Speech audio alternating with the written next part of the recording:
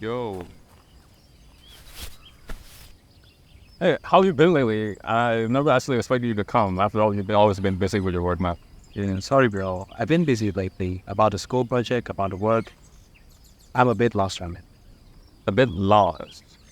Well, I don't know much about art, but whenever I try to get things done and I cannot continue it, I always just take a step back, trying to enjoy it, and maybe I could like see the bigger picture, and after that I could probably solve it.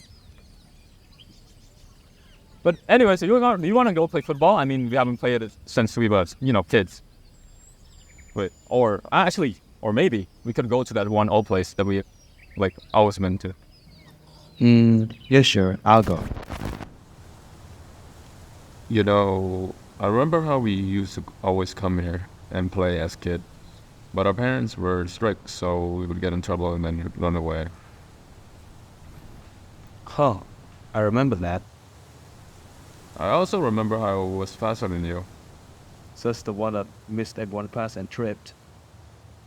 Bro, you look at you, man. You got knocked back multiple times, but how many times you got knocked back? Bro, only one. What do you mean only one?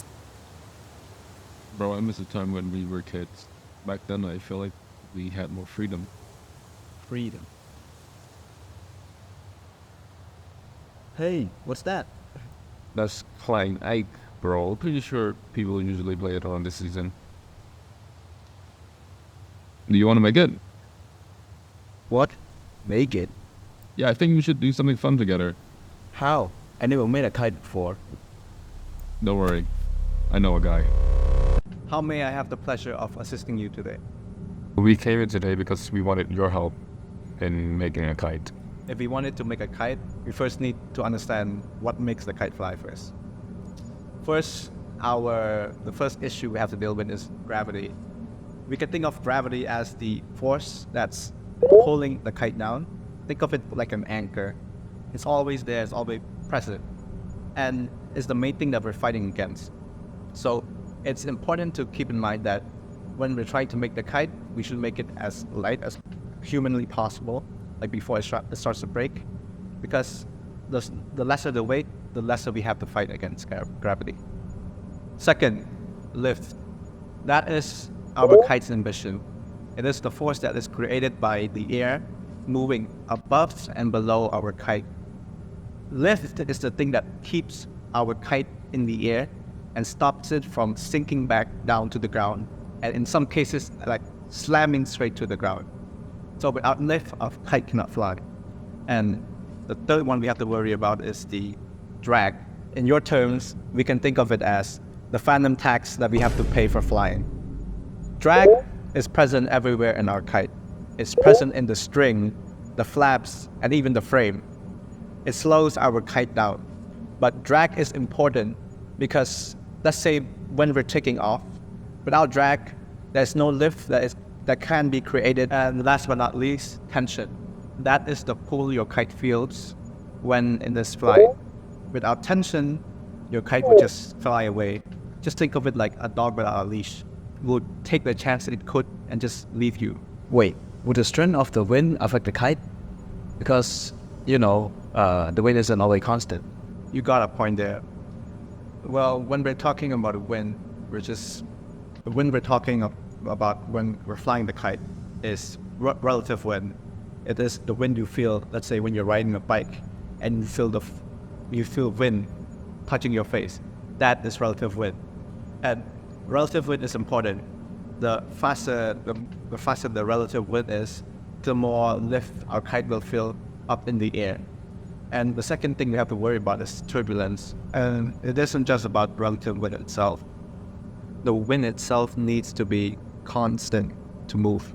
If the wind is turbulent, the kite will have a hard time fighting against the wind just to pick up.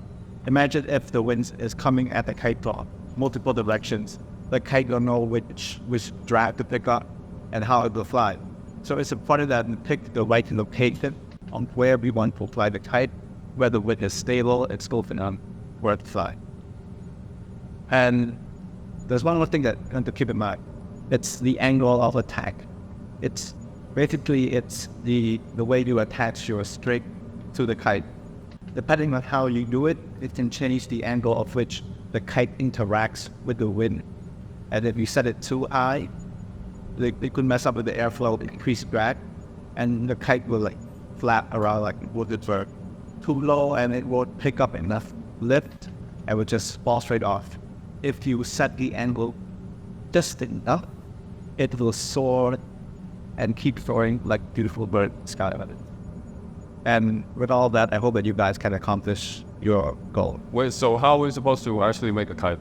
I almost forgot. Let me get through.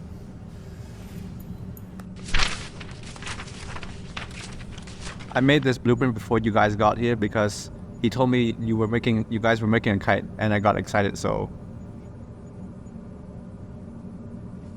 As you can see here, we have 3 parts. we have the whole kite itself, the wing, the sound mechanism, the part shape, and then the cone. The tail usually gets attached here. You usually have 2 or 3 tails that help to stabilize it. The length of the whole kite is about 1.6 meters. You can make it longer if you like.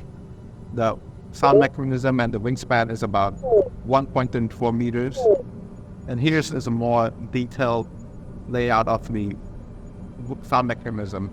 There's this bow that holds the palm leaf together. The palm leaf is the thing that makes the sound, and the tension in the string pulls the palm leaf apart so that when it catches the wind, you can hear the sound similar to a hawk. And then the heart shape, you can say it's one of the hardest part of the kite because you have to make such an intricate shape. So I would suggest that you use string at different points to attach and hold them together, ensuring that it gives you this heart shape that you want. And if you put it all together, make sure to stitch and sew them, each part. You can use glue, but I prefer stitching because it's more convenient. And that's about it.